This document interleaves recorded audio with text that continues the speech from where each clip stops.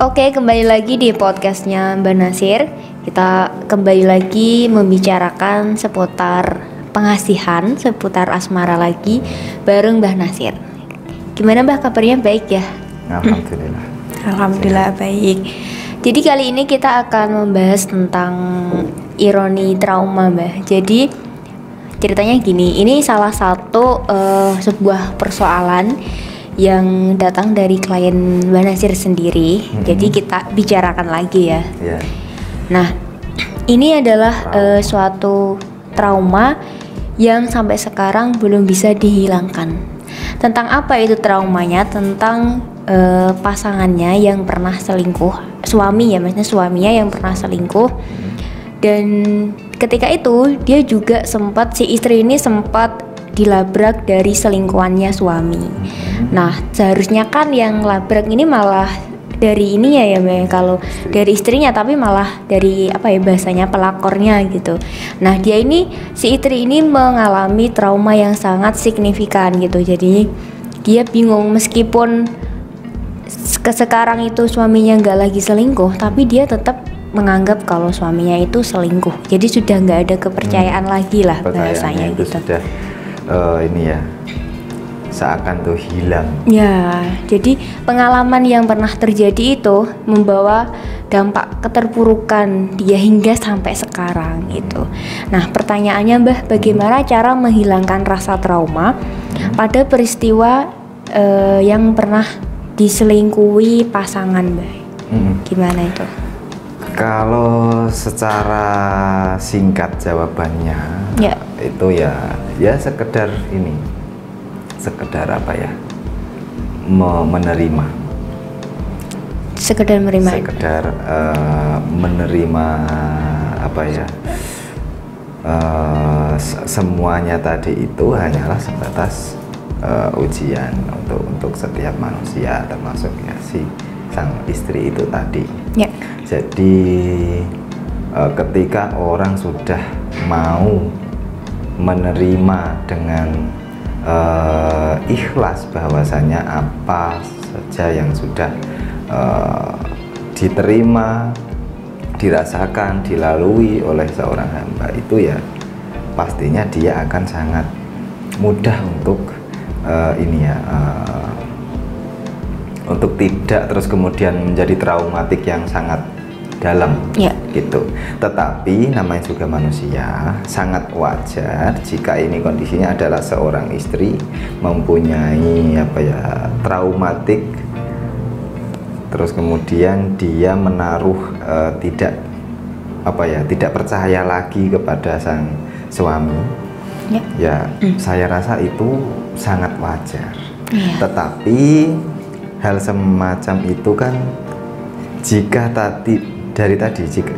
tidak diimbangi dengan kepasrahan kita, penerimaan kita terhadap ujian yang datang, termasuk ada itu tadi sang suami selingkuh seperti itu kan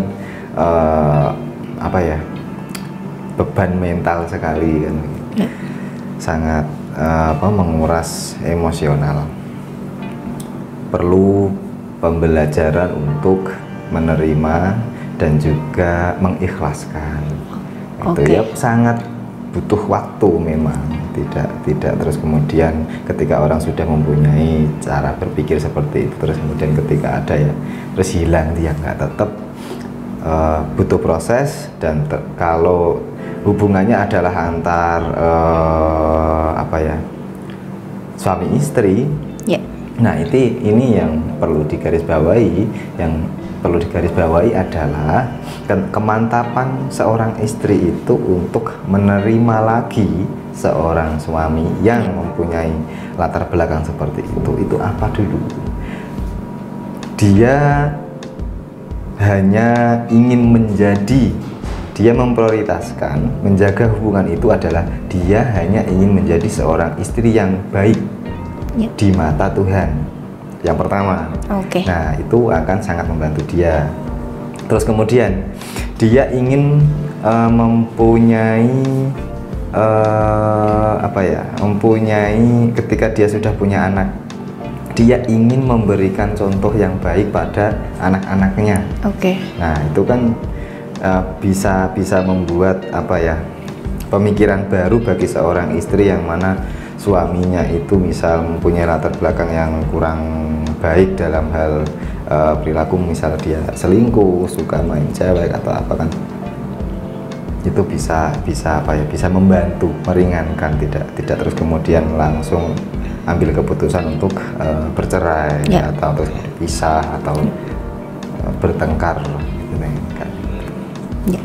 Dan saya kira juga klien yang ini konsultasi pada Mbak Nazir, sepertinya dia juga tidak mempunyai rasa sifat keikhlasan, karena setelah kejadian itu dia sering marah-marah kan Mbak, sering marah-marah kepada suaminya, nggak jelas pokoknya.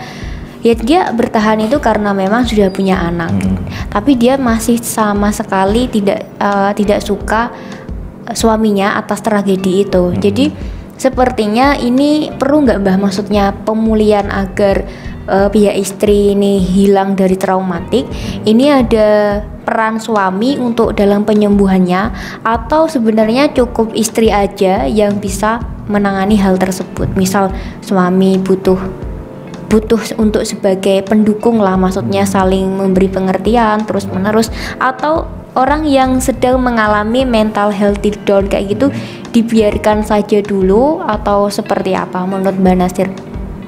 Ya kalau urusan rumah tangga seharusnya memang ini ya, kedua belah pihak itu harus saling tahu, mengerti, mendukung ya kan, saling memberi perhatian lebih kan, seperti itu. Apalagi jika seorang suami itu sadar dan paham kalau saya sudah melakukan hal yang sangat fatal, salahnya gitu, terus kemudian istri pasti apa ya,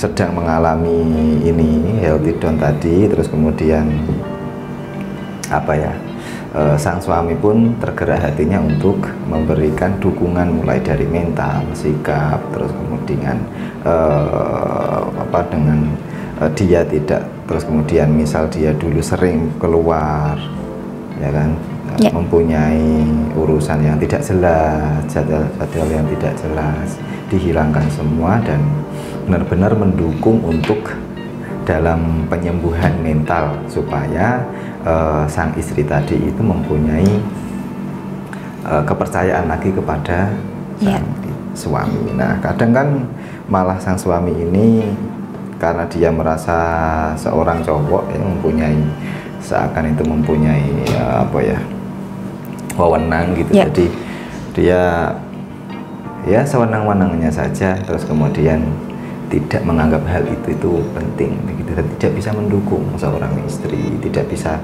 menjaga hati, tidak bisa membuat perasaan mental yang terdalam tadi itu hilang ya dengan cara-cara yang sangat dibutuhkan oleh seorang istri. Ya perlu sangat perlu dukungan dari suami ya dikomunikasikan. Oke, jadi kalau kita ngomongin yang traumatik ini tadi ya Mbak ya, sebenarnya trauma atas suatu kejadian tragedi yang menimpa itu kalau kita memulihkan kembali ini seharusnya diingat-ingat lagi, atau cukup apa ya, cukup kita berusaha tidak mengingatnya. Tapi kalau misal kesehatan itu malah menyuruh untuk mengingatnya Mbak, anehnya gitu. Saya nggak paham maksudnya. Ya, itu cara berpikir otak. Jadi ketika orang itu mempunyai perintah tersendiri dalam otaknya, maka itu akan teringat terus. Ya contoh kecil begini, saya sering ini mencontohkan. Ketika saya melarang kamu untuk tidak membayangkan kucing hitam, apa yang ada di otak kamu? Yang terbayang otak malah kucing hitam terus, padahal saya melarang jangan bayangin kucing hitam misal. Nah itulah cara kerja otak. Jadi kalau untuk pertanyaan tadi yang mana bagaimana cara, apakah harus mengingat-ingat atau malah berusaha tidak mengingatnya. Ya itu tadi. Yang penting itu bisa menerima dengan nalar ya. Karena begini, kita hidup itu bukan hanya sekedar kita saja.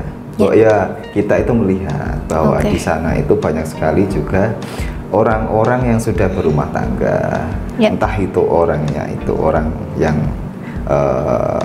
menengah atau menengah ke atas, banyak sekali yang menemui hal-hal masalah yang seperti itu, bahkan mungkin lebih parah. Gitu ya. Maksudnya, toh mereka pun masih tetap sama-sama belajar dan berusaha untuk mendapatkan solusi. Lebih introspeksi diri ya, bahwa ada masalah yang lebih berat daripada masalahnya gitu mungkin ya. Tergantung kita menyikapi permasalahan yang datang pada kita saja, supaya kita itu lebih mudah menerima hal itu. Karena ketika kita sudah menerima apa saja yang akan diberikan dan yang sudah diberikan oleh Tuhan pada kita, entah itu ujian, entah itu nikmat, entah itu kesusahan, kita akan tidak mudah merasa emosi ketika kita mendapatkan suatu hal yang mungkin menyusahkan kita, karena pada dasarnya itu semua dari Tuhan. Iya. Kalau ini kan soal mental lagi ya Mbak, ada nggak Mbak sarana pengasihan yang cocok untuk kasus yang seperti ini? Kalau dalam kasus seperti itu tadi, saya lebih menyarankan untuk menggunakan sarana tali Roma. Dan untuk penjelasannya seperti biasa ya, silakan kunjungi website saya di bakarpengasihan.com. Bisa dijelaskan sedikit gak Mbak, apa sebenarnya tali Roma itu? Nanti reaksinya juga bakalan yang seperti apa gitu? Gini, itu tadi kan nyambung masalah yang tadi ya di awal tadi, masalah rumah tangga, yang mana sangat banyak sekali kemungkinan kita itu maksudnya sebuah pasangan itu diterpa oleh masalah-masalah. Benar sekali. Itu apa? Pokoknya ada saja kan gitu. Nah, si sarana saya tadi yaitu tali Roma itu memang saya peruntukkan untuk keharmonisan. Keharmonisan. Jadi cara kerja pengasihan tali Roma ini tadi adalah untuk mengikat kedua hati. Jika yang menggunakan seorang istri, maka itu lebih ke suami untuk tujuannya ya kan, hajatnya. Jika sebaliknya ya untuk ke istri kan gitu. Nah, itu pada dasarnya ya supaya hati, terus kemudian perasaan, pikiran itu tercurahkan untuk satu keharmonisan keluarga ini. Begitu. Jadi harapan saya dengan sarana ini yaitu tadi, saya mengharapkan supaya walaupun ada permasalahan sebesar apa itu, kita tetap masih mempunyai kesadaran diri untuk mengembalikan dan mengindahkan keharmonisan rumah tangga itu. Nah, itu kan lebih indah. Bukan malah terus kemudian saling memunculkan ego masing-masing yang mana merasa benar kan begitu. Tapi kalau misal dipakai untuk dari dua belah pihak pasangan ini, bisa nggak Mbak yang tali Roma itu? Ya bisa saja, karena itu tadi berarti kalau ada kejadian seperti itu ya saya sangat salut. Maksud saya salut itu begini, jadi si istri tujuannya sama dengan sang suami ini, sama-sama menggunakan, berarti pun punya misi yang sama. Ya itu sudah pasti kan gitu. Jadi mereka itu masing-masing itu pingin mempunyai suatu keharmonisan. Nah ini malah bagus sekali. Kan gitu ya. Jadi ini cukup membantu sekali Mbah. Jadi emang pertanyaan ini masih langka sih ya bagi saya, maksudnya karena sebuah trauma ini juga sulit untuk disembuhkan, apalagi tentang traumatik ditinggal selingkuh sama pasangan yang sahnya gitu. Oke, ada pesan lagi Mbah untuk kasus yang seperti ini? Pesan saya dalam hal trauma, Ya. saya rasa semua orang itu mempunyai traumatik tersendiri, entah itu permasalahan apa. Oke. Gitu. Jadi sangat wajar jika ketika seseorang itu ingat ya trauma yang dulu itu, terus kemudian rasa ketika dia trauma yang dulu itu seakan itu kembali sekarang. Jadi membuat mental itu down, pikiran tidak fokus. Jadi ya jangan terlalu mudah untuk masuk ke dalam momen traumatik itu sendiri, begitu. Supaya tidak gampang menjadi mental kita itu down. Ya tetap bisa mempunyai pikiran yang positif, sehat, ya. Mempunyai ini loh,